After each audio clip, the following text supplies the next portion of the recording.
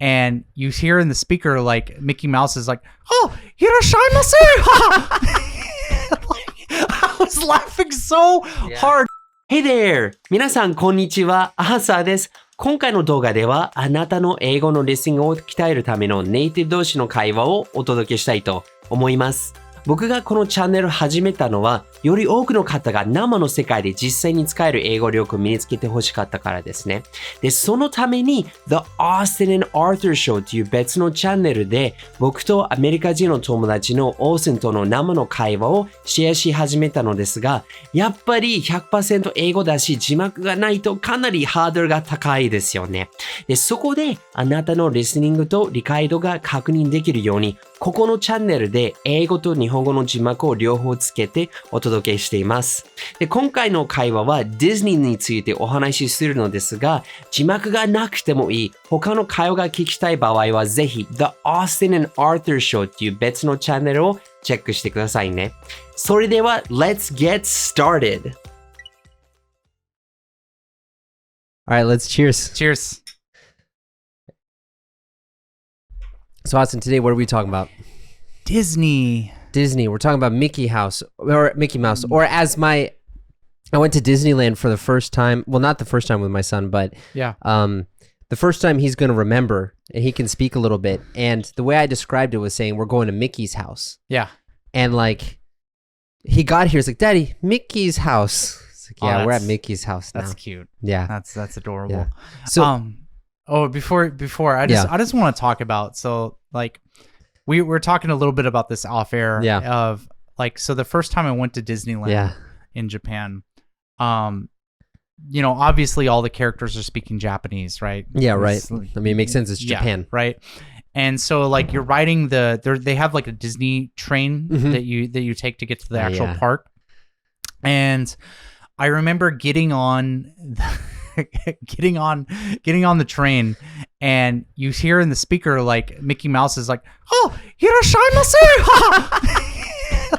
I was laughing so hard, like I almost fell on the ground because my insides were hurting so much, because it's just like hearing Mickey's voice speaking Japanese was just like it just caught me off guard so much. I know.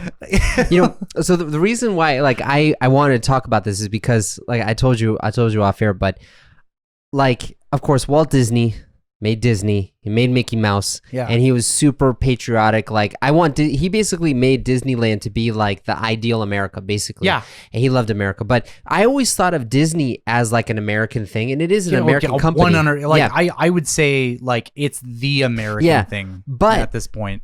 But the more I live here, the more I feel like Disney, at least the Disneyland park concept, fits better with Japanese culture more than it does in America. 100% agree, man. Yeah. It's like, look, correct me if I'm wrong. Yeah. You go to Disneyland in California. Yeah. What is the one thing they're trying to do as soon as you come in? Well, you know, actually, I've never been to Disneyland in America. I've been in Paris. Okay. But not in America. So you have to tell me. I feel like this is pretty universal, but like spend money. Yeah. Yeah. Buy all this crap. Spend money on food and all this ridiculous stuff at Disneyland. And look, you know, I'm insulting it. I love Disneyland. Yeah. All right. Like I buy the crap. Yeah. You know what I mean? Disneyland's fun, but they want you to spend money, and everything in the park is designed to get you to, it's designed by like expert analysts to maximize the amount of money that you spend. Like you cannot go into Disneyland and not spend money. Yeah. It's impossible. Yeah. So that fits Japanese culture to the T, because people love buying shit here. Yeah. Well, you know, also it kind of like now that you mention that, it really hits me, because this kind of goes back to like our discussion about honne and tatemae, about how like in Japan everyone knows everyone has tatemae, so that's fine. Yeah. But in America they have their tatemae, they're acting like it's their honne, so it's like if you find out that's not how they actually feel, then it's a problem, even though that's not how they feel. Yeah. You know? So because like you have all of these, like when I think about like the idol culture, like chika idol culture here, right? Where it's like you spend money to watch like these like girls dance and sing. Mhm. You spend money to take photos with them. You spend money to get letters from them. Like you're spending all this money to like get something, but you know it's not real because it's just based on money. But that's still something that's, I mean, I know a lot of Japanese people don't like the idol culture very much. But when I first moved to here, I was like, oh, this feels so fake. There's no way this would exist in the States. Yeah. You know, and it doesn't exist in the States. Well, Or in does that it? form, I would say. Yeah. I would say the closest thing that I would associate it with is sports culture, Okay. like sports fandoms. Okay. Like, dude, any city in the U.S. you go and tell me you go on the freeway, you do not see within like a minute or two a car just decked out in like a football team's colors, or like somebody running like. You know, like you'll see this in Seattle all the time. There'll be like a big truck with like a flag that says 12 on it, like the 12th man, right? Or like a Seahawks logo. Yeah. And it's like, I feel like with America, it's like that sports obsession. But even But even so though, like, so, because I remember, this is back when Pedro Martinez was a pitcher for the Red Sox, but I went to a couple Red Sox games and I could go down there and get a signature from him for free. Like I didn't have to pay for that. Yeah. You know? That's true. Yeah, so it was like the human interactions were like that, you know? Yeah. But yeah, one thing though that like, so I want to ask you like, what surprised you about Disney and Japan when you first came here? I mean, other than Mickey Mouse speaking in Japanese to me. Well, I'll start with a couple things on my side, give you time to think. But like one thing that I was surprised with is just how many people have Disneyland goods that they wear outside and also in the house. Okay, you know, I'm glad you brought that up because I think that was what I was going to talk about too. It's like one thing that you will absolutely never see in the US is kids or like young adults walking around with like Mickey Mouse ears outside of Disneyland. Yeah. But like that's like not uncommon to see here. Yeah. You know, you'll see like, you know, maybe some high school students brought them in and are wearing them in their classroom. Or more, I think more commonly, because I have to experience this, is like my wife has like 5 of the like the souvenir popcorn holders. We have 3 of them. Yeah, exactly. You know what I'm talking about then. And so like that's something that I think specifically girls, but I don't think it's only girls, but like pretty much every girl has that here. Yeah. You know? Yeah, and like this even goes to the point where like, you know how in Japan on the houses they have like the name plates that has like person's last name on it. Yeah. So like near where I used to live, there was a person who had a Mickey Mouse nameplate who had like Mickey Mouse ears on it, had a picture of Mickey Mouse and then their name, you know? How often do you see a phone case or a credit card with Mickey Mouse ears? Dude. All the time. Yeah. All the time. Yeah. Or another thing you'll see is like you know, Disney themed like bags or like clothing that people wear. Like it's really common here. Yeah. Yeah, so speaking of that, I want to ask the audience, like, because I'm sure there are people in the audience who like Disney. I want to know, like, what do you like about Disney, or what is it about Disney that's so attractive for you? Both, you know, our English-speaking audience and our Japanese-speaking audience, please leave it in the comment box. I'll just say it in Japanese. So, なんか多分この視聴者の方の中でディズニーが好きな方が割と多いと思うんですね。なんかそのディズニー好きな方はぜひなぜディズニーが好きなのかをコメント欄で教えていただければと思います。Yeah, I'd be curious too, because like I'll tell you something that I see. That's unique to Japan that you don't see in American Disneyland is the omiyage shop. Like the it's a gift shop, but it's specifically tailored to Japanese omiyage which is like to the Americans watching. It's like those are edible snacks. Yeah, souvenirs basically. Edible souvenirs. And there are several shops in Disneyland here that are dedicated to that. Yeah, because in Japan, it's customary that if you travel somewhere, you're going to bring back these little cookies and snacks for everyone. Like even when you tell someone you're going to go on a trip, it's very common for someone to say, "Oh, omiyage yoroshiku ne." I'm looking forward to the omiyage, man. You know? Yeah. It's like, that's just baked in the culture. And actually, that's one of the reasons why Disneyland in Japan is doing so much better than in the States because people just buy all that stuff so yeah, much it's more. like I think American families are a lot more frugal. Yeah. Like, I mean, obviously you're expecting to spend money in Disneyland, but it's like, you know, when I was a kid, like I went to Disneyland a few times. Like I grew up in a pretty well-off family. Yeah. And so like we would go to Disneyland, but even my family, it was like, all right, you can get like one thing. Yeah. Right. Whereas like I see the kids over here and they are just decked out in Disney stuff. Yeah. So it's like I feel like families over here budget a lot more with the idea that they're expecting to spend a lot of money when they go to Disneyland. Yeah, I'm actually kind of curious to hear about that with you though, because you know, so I grew up in Boston, which is probably the farthest away you can be from a Disney resort in the United States, right? Pretty much. Yeah. So, like, I wanted to hear about like what your relationship was with Disney before you came to Japan, because you said you've been a few times. Oh yeah. My relationship with Disney is like I went probably three times as a kid. Okay. And you know when I was stationed down in California when I was in the Marines, like I went a few times just on my own. Yeah. Why would you do that though? Because I could. Okay. I don't know. I was trying to relive nostalgia. Okay. It's like that kind of thing. You get a discount when you're in. I think active military have like once per year they get a free admission into Disneyland. Okay. Oh, cool. So yeah. Yeah, it was just I don't know, like I grew up like watching Disney movies all the time. Like I would say more so than any other type of movie I watched Disney. So I would say like I was like a pretty heavily influenced Disney person. Yeah. Cuz like for me, right? So of course I grew up with the Disney movies. Everybody grew up with the Disney movies, right? The golden age of Disney, right? Yeah. What was funny is my favorite thing to watch when I was 4 years old was Fantasia, and my mom thought that was so weird.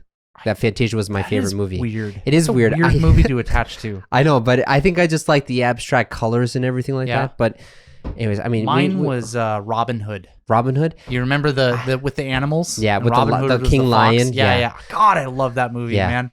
I only watched that movie once, though. Dude, I loved Robin Hood. Yeah.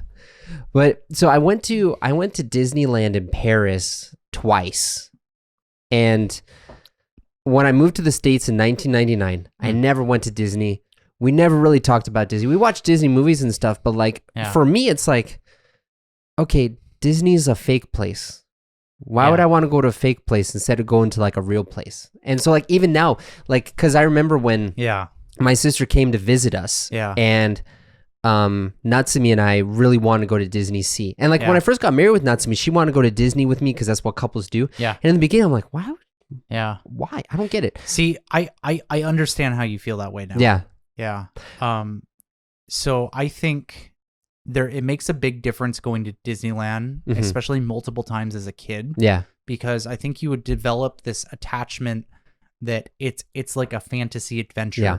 So like for me, like my thing when I was a kid is I would go to Adventureland. Okay, yeah. And they had like Big Thunder Mountain Railroad was my favorite ride as a kid. My parents, like my dad got so annoyed because the first time they took me to Disneyland, I didn't want to ride the other rides. I found Thunder Mountain Railroad. I'm like, this is what we're riding today. Okay. When we finish, we will ride this again. Okay. And so my dad was like, do you want to, like, we have all day. We can go to other rides. And I'm like, no. This is the thing that I want here. Yeah. And, but like I loved Adventureland because I love cowboy culture. I love like the Wild West. Yeah. It's like, you know, I'm from there. So it's like that's like the history of like where I'm from, right? Yeah. And so it's like you have the Wild West and Tom Sawyer's Island. Yeah. Was like it was pretty much the same theme, and like I really liked the steamboat ride, and it's like, so I think for Americans, like if you're American, and one thing you'll get attached to is like going to Disneyland is kind of experiencing American history. Yeah. Right? You have like old Louisiana, you have Tom Sawyer's Islands, you have like what's that? Futureland? Tomorrowland. Tomorrowland, which is like, it's not really in the future, it's more of like 1950s America. Yeah, it's like what 1950s thought the space age would be like. Yeah. So it's like you kind of get a glimpse of like what space age 1950s America was like. So it's like all the parts of Disneyland are, you're like, you feel so attached to it because you're like, this is my history. Yeah. Right.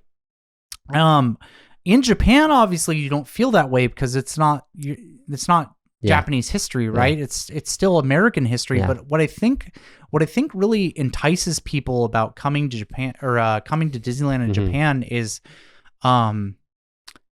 it's like it's like this area where you can kind of just do. Like you can buy whatever you want, and people aren't going to give you a hard. People aren't going to give you a hard time for spending money in Disneyland. Yeah, right. There's a lot of people who it's like shopping is really popular here in Japan, but it's like I feel like there's this like there's still this I guess I don't know how else to say it, like frugalness. Yeah. Where it's like people like, especially like older generations will look at younger generations and go, "Oh, you should be saving your money." Because it's like that post-World War mentality, right? But it's like once you hit Disneyland, it's not a big deal if you spend a ton of money. Well, yeah, it's like the place where you can be whatever you want because it's like a world within a world, you know? Yeah. But I really get what you say. I feel like Disneyland and all that stuff, all classic Disney stuff is really like the big selling point for people in the United States is nostalgia. Yeah. Of like the good old days that didn't actually exist that way, but in our mind they do because of that. Whereas like in Japan, like you said, it's like a free space where you can be a kid, you can be free, you can do whatever you want, you know? I mean, I personally like it because I like the fact that it's such a beautifully controlled environment. And, you know, I'm like, Walt Disney is my spirit animal. Yeah. Like I'm convinced. Like I have a picture of him in my office at home, you know. That doesn't surprise me. I know, right? but it's just thinking about like that stuff, like, cause you know what's amazing is, you know, my mom, she grew up telling me about how great America used to be and stuff. Yeah. And I realized that a lot of that is just like Disney.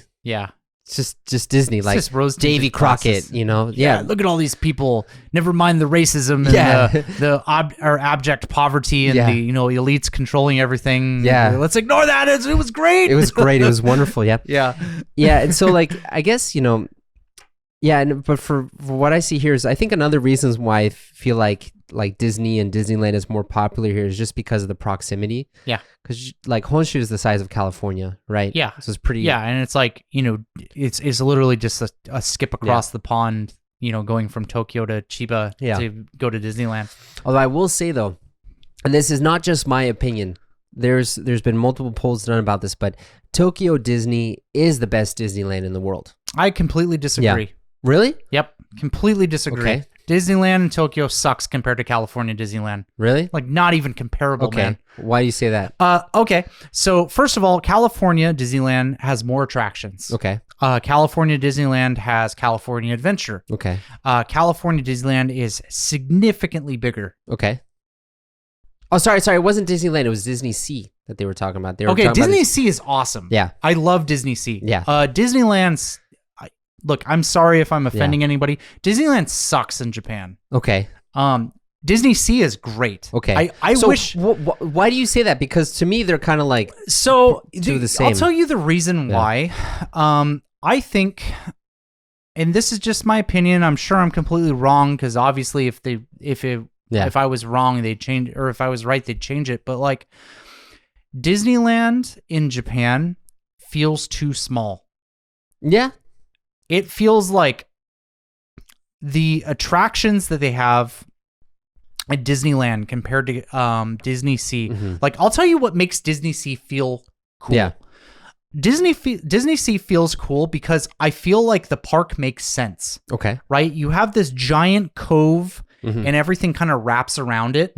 And all the areas like feel like they belong there. Okay. Whereas like when I go to Disneyland, it's like you just have this like mishmash of like zones. But isn't that what Disneyland in California is? Yeah, but it's so the much same lands. Yeah, it's true, but the space is so much bigger. Oh, because that it kind of feels like it flows in naturally. Okay. A lot better. Whereas like you go to Disneyland here and it's just like, all right, cool, we're in Adventureland and Tomorrowland's right here. You know what I mean? It's a lot smaller. It's like it just like I just don't feel like I'm immersed. Okay. When I go to Disneyland here. It's funny you say that because this is like what we talked about like the other day about how like nature in the United States is so vast and immersive, whereas in Japan it's much more smaller and controlled. Yeah. But I will say, I feel the complete opposite about Disney Sea. Okay. Disney Sea, like the different areas, like just flow so nicely together. You have like, you have on the left, you have like old 1930s New York that kind of like flows into like the volcano where you have like Journey to the Center of the Earth and there's like all this adventure, but it's still like 1930s style steampunk. Yeah. It's like you have 20,000 Leagues Under the Sea next to that. Yeah. Oh, you go a little bit further and you have like kind of like this tropical area where like Indiana Jones is and it's supposed to represent South America, and it's like everything just flows so nicely together that I think it was it's just beautiful. Well, so I was actually watching a documentary the other day about this, but like there's probably a reason why you feel that way though, and it goes back to how the original Disneyland in Tokyo was built. Okay. So back in the time that they were building Epcot, they were building Disney World, basically. And they were building Epcot and all this stuff over there. Like, the Disney Corporation was really busy with that. Yeah. But then the Oriental Land Company from Japan was like, hey, we want you to build us a Disneyland. And they're like, no. Next week. Hey, we want you to build us a Disneyland. No. Next week. They called every week. Yeah. And then the people at Disney in the United States were like, okay, well, let's give them an offer that they'll have to refuse. We'll make them front all the costs, and then on top of that, we'll charge them a licensing fee to use our characters. So like, okay, we will build you a park if you agree to these terms. They're like, yeah, sure, let's do it. Yeah, I had a feeling that's how it's going to go.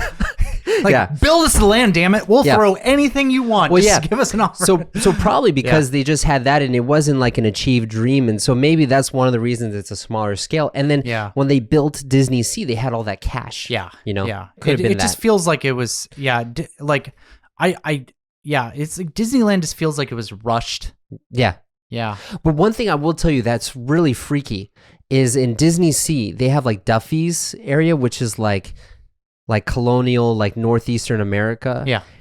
Like when I first got there and I saw everything out of the corner of my eye, I'm like, holy shit, am I in Gloucester now? It freaked me out, man. And I was like, no, this is way too clean to be the real Gloucester. But then they have like a Mickey statue of like the fisherman on the thing. And that's in Gloucester too. I've actually seen the real thing. It's such a cool vibe though. Cause it has, I'll tell you, I don't even know if this was intentional, but it has a very,